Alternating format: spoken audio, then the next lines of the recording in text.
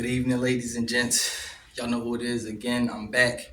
This is King George, the owner of T.Y.I Productions. We are here for our 1 year anniversary of Black 31 magazine.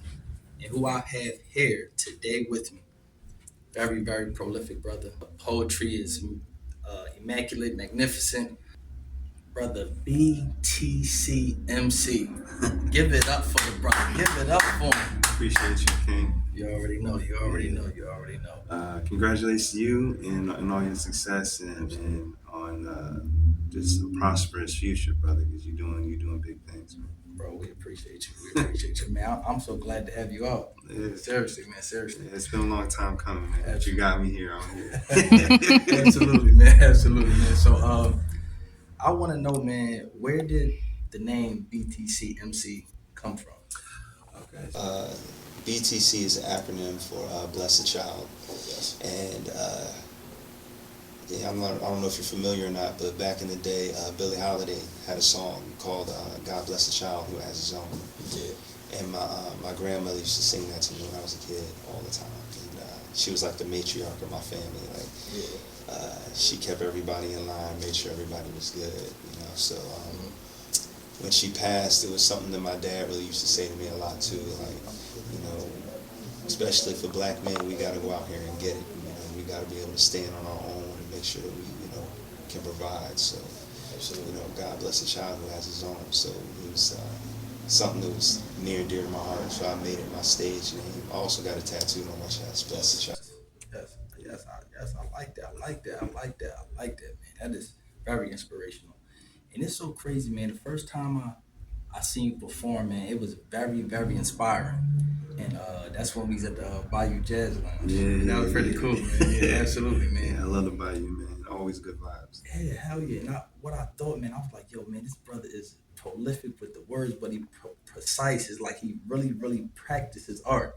And I'm like, yo, that's thorough, man. That's thorough. Yeah, I do take it seriously. The first time I ever stepped on a stage was Just Words when they first, well, they didn't first, but this was when they used to be on Broad Street, right, right next to the Blue Horizon, you know, and my dad was really good friends with the owner, and you know, he knew that I had a feel for poetry, so he introduced me to him.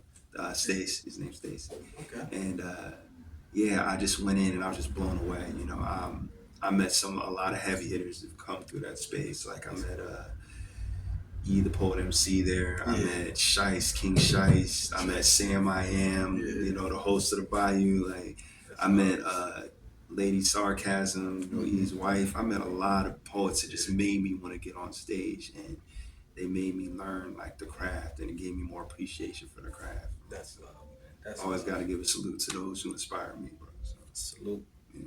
Salute. They the people who inspire us. Many different poets, many different MCs. Now, I want to ask this: who's your favorite MC, or at least top 5 favorite MCs? Okay, that's a good one. Well, I definitely got Pac in there. Not then. This is no order. This is just I'm just throwing them out there. Okay, but yeah, definitely Pac, Nas, uh,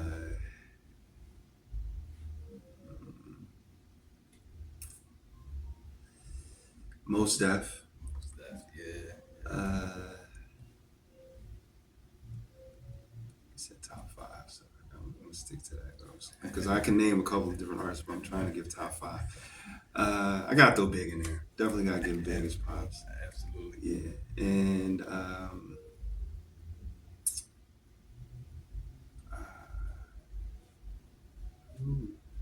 That fifth one. yeah, I know it's tough. I could throw. I mean, I could say Busta Rhymes. I could say uh, DMX. I could say even Dr. Dre. You know, I'm from the West Coast, but a lot of the artists that stuck around for me that I could listen to like still today are the ones that were conscious, the ones that had something to say or a story to tell. Like they the ones that really hit me and stuck with me. Like so, but yeah, that's pretty much my top 5. That's love, man. That fifth one is always so tough, man. When I sit back and I think about the greats, it's so crazy, man, because we have some similarities when it comes to MCs, man. Right. Top 5, you know, Tupac, my number one. Nas, Yeah. number two. Uh, Ice Cube, number There three. you For go. me, I got Rakim Okay. and Black Thought. Oh, I forgot about Black Thought. I'm tripping. I'm so mad, yo. Yeah, Black Thought or Jada Kiss. Yeah, Like, absolutely, yeah, either one of them. I'm sorry. Yeah, yeah. Black Thought is definitely in my top five. Let me absolutely, stop man. playing.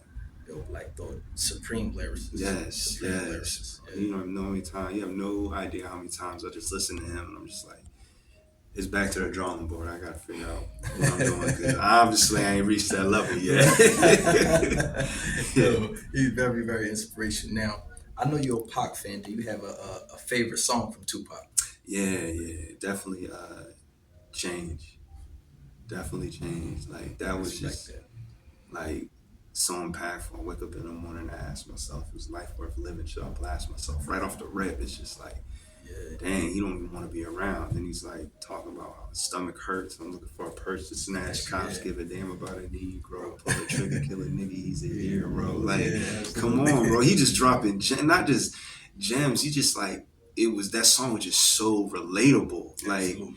I'm sure there's a million billion black people around the world that just heard that and be like, they just felt like he was talking about their life, you know. Absolutely. And that's how like that's like the type of hip hop that always resonates with me. Like Mhm. you know, like anybody can talk about money and whips and having like luxurious things and but are you talking about stuff that touches people's hearts that they can relate to that makes them Mhm. see either the value or the struggle in their life, you know? So Absolutely.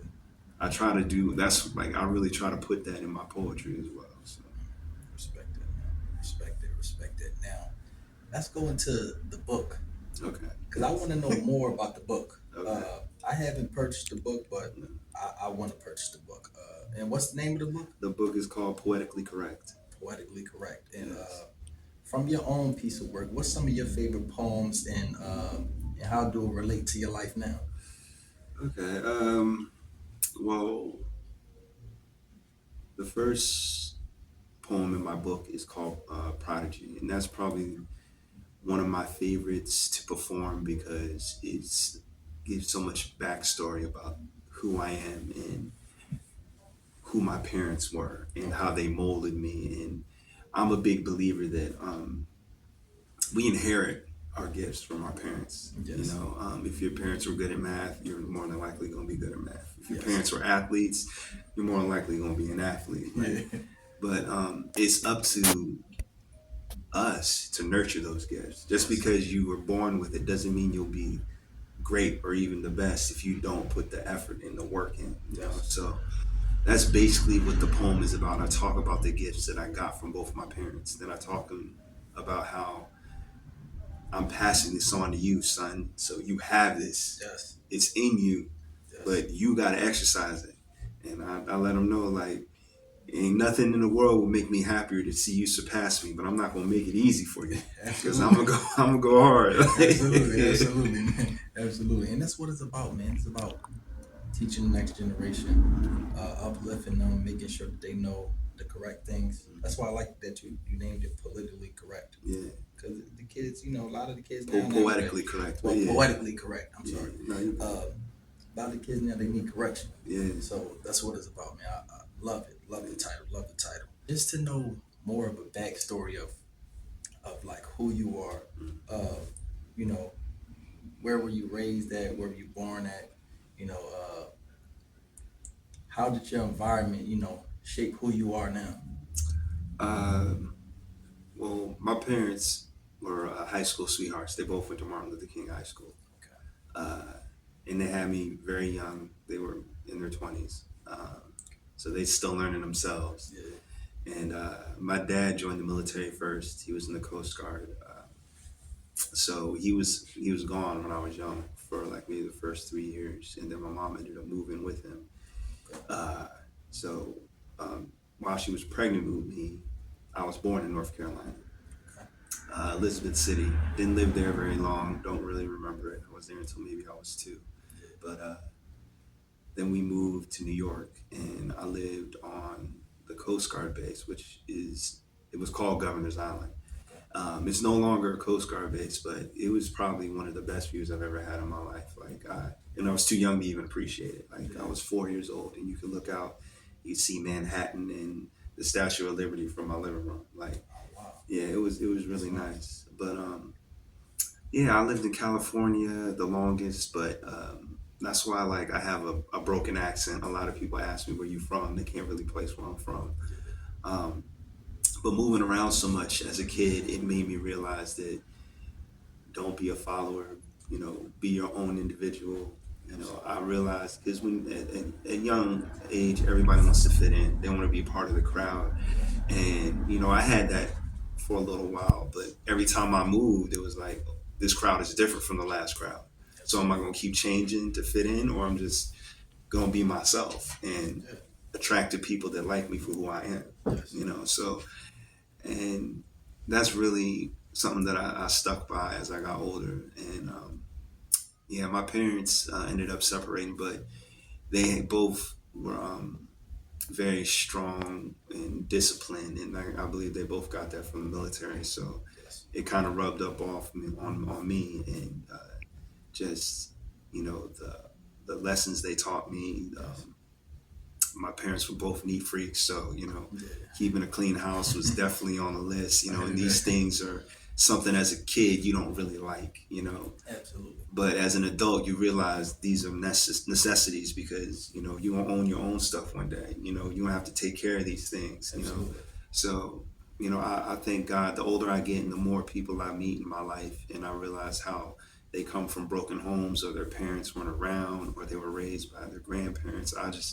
I thank God that the parents that I had, and how they molded me, and they put the effort in to be the best parents they could. So Respect that. yeah. Respect that. Very, very respectable. Are you a book reader? I am. I am. Okay. Last book, I haven't finished it, but I started reading. It was the book Kyrie Irving was reading. He got in trouble for it. It's talking about how black people were the original Jewish people. Yes. I'm drawing a blank on the name of the title. From Hebrews to Negroes is what it was called. Okay. Yeah. Okay. So, Okay. but it's a good read. It really um, shows you like how much history we've lost here, and how they've gone to extreme lengths to hide it from us. Yes. And it's just, the older I get, the more I realize, like, more than half the stuff they teach you in high school is all lies, man. Absolutely. All Absolutely. lies. Like, and then you got to go back and relearn stuff, because they teach you stuff like Christopher Columbus discovered America. How do you discover a place that's already got people here? Let's be for real. Absolutely. Like, Absolutely. and it's just, and the list goes on. I could really go on all day about all the atrocities of the things they hid, or how we Black Wall Street, or how we built and built and built, and they've torn it down because they don't want us to. They know the power that we have, the black wealth. Just our spending power alone in this country is ridiculous. Yes. Yes. It's just we're not using it in the right way. That's all. Absolutely. So we definitely need reprogramming of the mind. When we have we have like a lost generation, but not just besides a lost generation, we have lost people now. Mm. People so sunken for the devil's necessities instead of the righteousness Mm-hmm. and the goodness. So It requires discipline, though. absolutely. A level of discipline, because what you're talking about is not just like when you say the devil's necessities. It's broken down to everything. I feel like the government, the first thing they did was they attacked the woman first, because we understand that through the woman comes the child, Yes. and the woman is the first teacher to the child. Yes. So they separated our households, because in the 1950s, bro, when segregation was still a thing, we had black businesses, we had black doctors and lawyers and dentists, because we couldn't go to white people's areas. So, but when they flooded our neighborhoods with drugs, and they separated the household, saying that women couldn't even get welfare or assistance if they had a man living in the house. Yeah. And that was like a pivotal move in breaking up the dynamic of a black family. Like, Absolutely. I just heard recently. I was listening to the radio and he was talking about how America leads the world um, in divorces and like Yes. separated Yes. families, and Yes. they broke down the percentages for each race, and there was like black people, like only 38% of black people get married. Wow. Then they said Hispanics is 60. Then they said white people are 77. Then they said Asian people are 88. They have the highest percentage of getting married. You know, so I feel like if we're gonna fix it, we gotta start with relationships. Absolutely. We gotta start with relationships and teaching us like good traits, not toxic traits. Absolutely. And that's why I love going to open mics, because you meet like-minded people. You meet people who know how to express themselves. Absolutely. You know, and it's important. It's like therapy for me, bro. Yeah, absolutely. Now, what's one of the best open mics that you've been to so far? Oh man, that's tough, man. That's tough. Like your favorite that you performed at?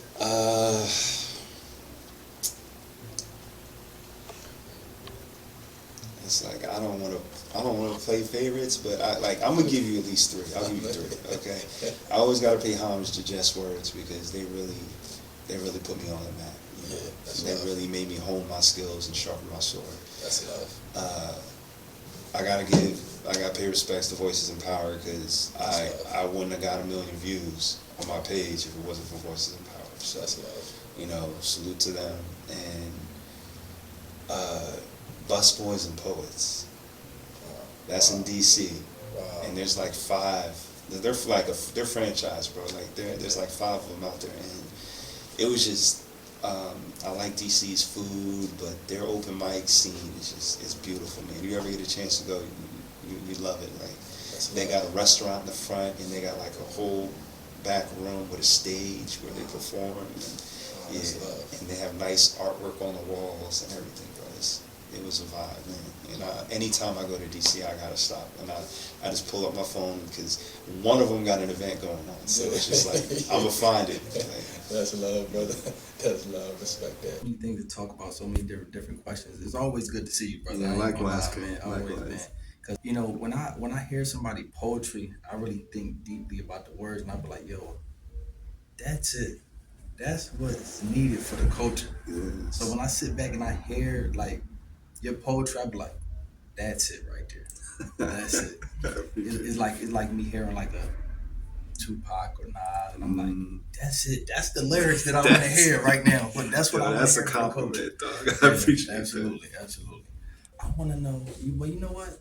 I'm not even gonna sugarcoat it. We need to hear some poetry. that. All right, I got you. I want to hear. Well, no, you can choose whatever you want to do. But yeah, we need to hear some poetry. Okay, I got you. Do you want to recite one from the book or?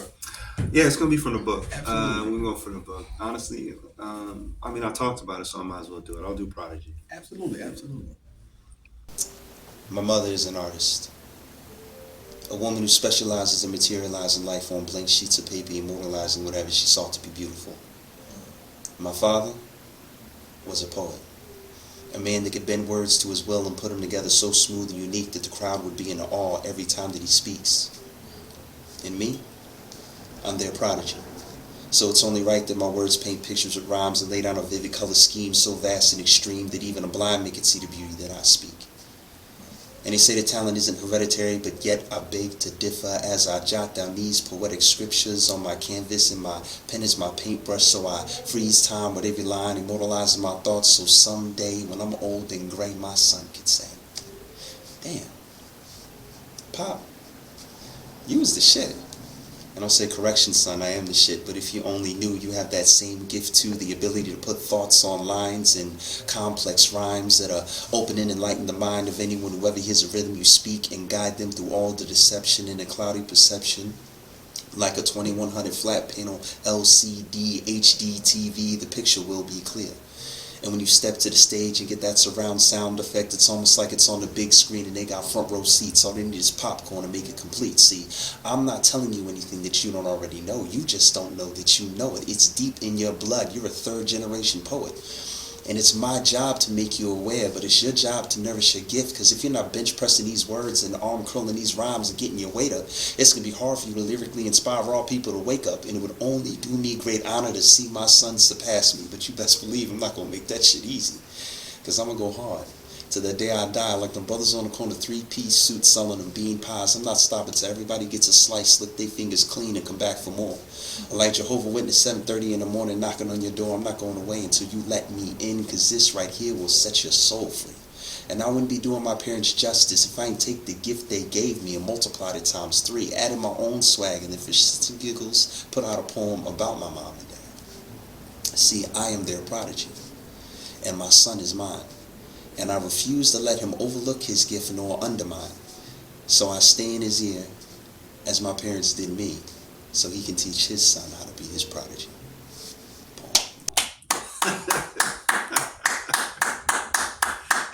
Now that's what we need. That's what I'm talking about. That's what we need for the culture. BTC MC. If not, y'all better check this brother out. Where can the people find you at? Like the brother just said, it's BTC_MC. If you want to buy the book, there's a link in the bio. Poetically correct. I did the cover myself, all the illustrations in the book myself, the picture on the back I did myself. So that book is my baby. Go check it out. Oh, that's love. There we go. And before we wrap up the interview, uh, is there any inspirational thing that you would like to say to the young brothers growing up in society right now? You know they're dealing with so many different ways of what destruction, the enemy. They dealing with so many different outside forces that's hindering their success.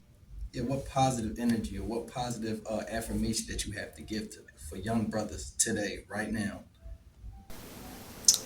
I got some jewels.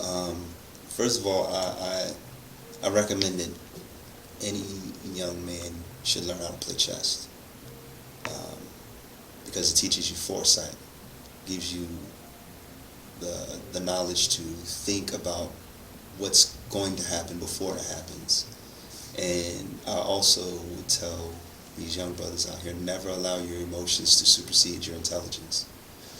Never operate from a place of emotion, because that's instinctive. When someone says something to you, you want to react right there. That's emotion. You're not thinking logically, and that's how a lot of us young brothers get caught going to jail in domestic abuse. Um, just end up getting shot or shooting at somebody. Like, it's too much out here. We need these young brothers to be around for us. So once you master control of yourself, nobody else can control you. Oh, that's respect, brother. That's respect. Y'all heard that. Young boys, y'all need to listen. Y'all need to tap in. Y'all heard it from BTC MC. We appreciate you so much, brother, for even coming out. He was a part of our 4th edition of Black 31 magazine. Yes, I was. So today, on the 5th edition of Black 31 magazine, the anniversary edition, Yes, we had the brother come out and interview with us. So peace and love. We appreciate y'all always. Make a better way. See, in these times, you have to elevate your mental to a different plateau, so people can understand and feel the words coming from deep within. This is deep rooted, it come from the soul. Yeah, and you already know, reality is the goal.